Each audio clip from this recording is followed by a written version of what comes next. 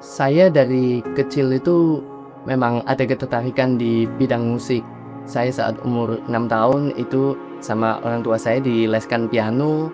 Saya juga pada akhirnya juga les drum sampai 2020 itu saat ada pandemik itu les-lesnya harus berhenti semua karena lockdown.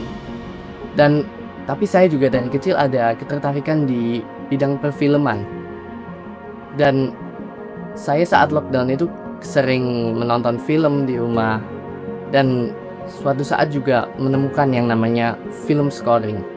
Dan akhirnya pada saat itu saya merasa cocok karena saya ada ketertarikan di dunia musik dan di dunia film. Dan film scoring itu menggabungkan kedua itu.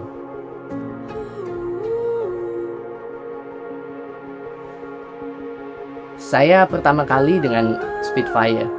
Itu saya di situ ya pertama saya kontak dulu. Saya punya jaringan orang yang pernah bekerja di Spitfire dan saya kontak dia. Saya kebetulan udah ada portofolionya buat musik, udah sempat buat original musik beberapa dan saya kontak dia.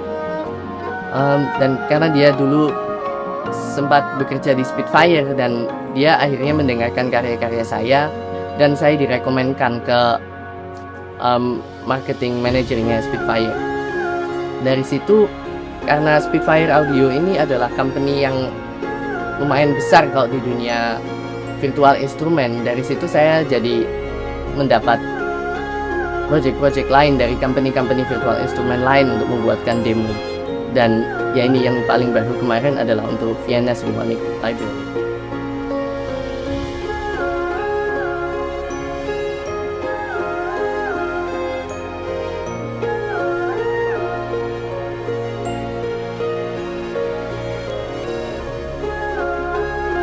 Saat saya ikut kompetisi scoring punya Crow Hill Company, saya di situ harus keluar dari comfort zone saya, di mana musik yang biasanya saya buat adalah musik-musik yang lebih orkestra, lebih klasik. Ini saya butuh membuat musik yang lebih memakai elemen-elemen elektronik, lebih memakai eksperimen bunyi, dan saya belum punya pengalaman banyak di situ. Tapi saya terima tantangan itu dan saya sangat tidak berekspektasi bahwa pada akhirnya saya dapat posisi runner up di kompetisi itu.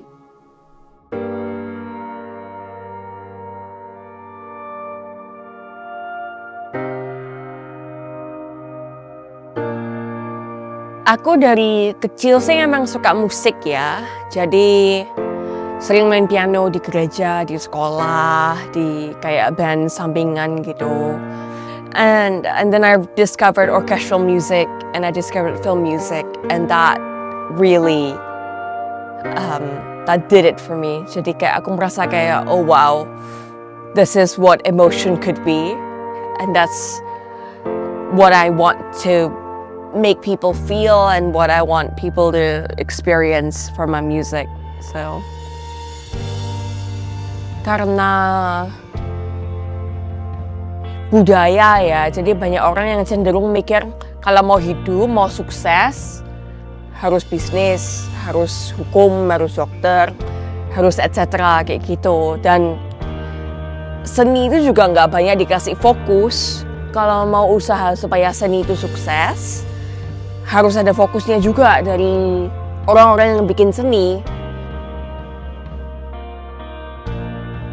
Jadi ketertarikannya harus kayak dinyalain lagi gitu loh, kayak like the title of this documentary, The Embers, you know, like you just kind of light a match and then you throw it in and you show them what's possible. Bisa sampai kayak gini, bisa harus kayak gini, nggak harus cuman gitar, nggak harus cuman band, nggak harus cuman drum. You can make a lot more type of music, especially with the kind of technology that's available. Menurut aku sih yang paling bisa mengencourage itu network. Jadi harus bisa kita secara internasional, pokoknya asal Surabaya, dari mau asal manapun sih sebenarnya. Kalau bisa koneksi dengan kuat gitu lewat Instagram atau lewat Facebook atau lewat email, it might spark a motivation, and then it might create hope, and it makes people think that it's possible to pursue this sort of career, and it's possible to get to that sort of level in music, whatever you want to chase. If you have the network, if you have the correct network, if you know the right people, if you know the right mentors, and you have somewhere to look ahead on, kayak buat patokan gitu. Yang menarik sama LA dan Bleeding Fingers in particular itu banyak orang yang datang dari seluruh penjuru dunia. Jadi aku punya coworker dari Austria, dari Afrika, dari UK, dari Hong Kong, dari segala macam, dari Slovenia segala macam.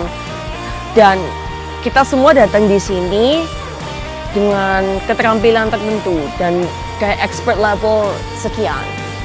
And then we get to be competitive with each other. And you get really good when you have 8 composers that are better than you.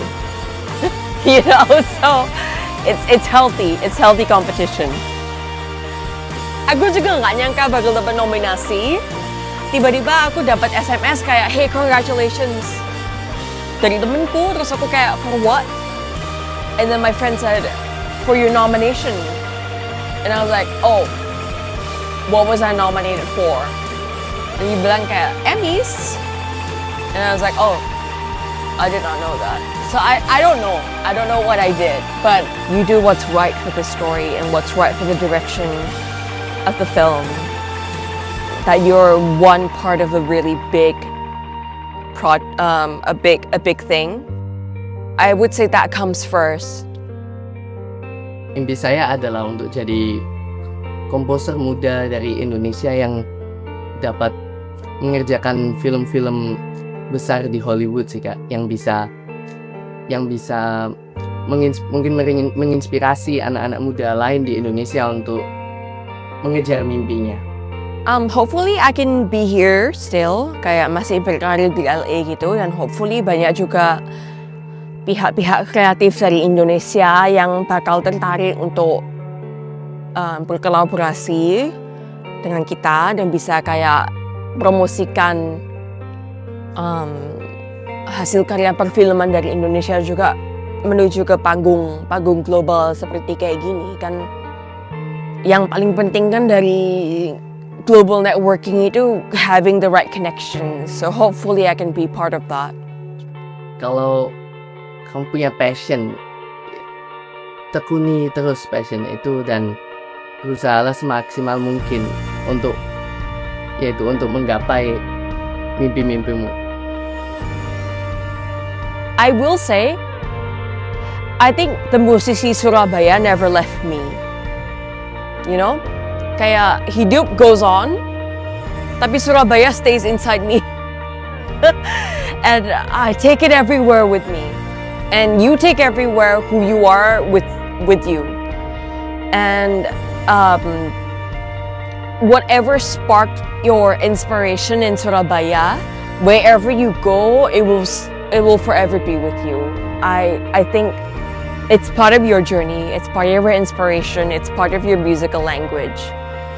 And I don't think that it will, I think those two things are synonymous. Kayak mereka anggap aja sama gitu lah. Saya akan sangat senang kalau lebih banyak komposer di Surabaya, jadi bisa membentuk sebuah komunitas yang bisa saling mensupport dari situ dan saling berbagi info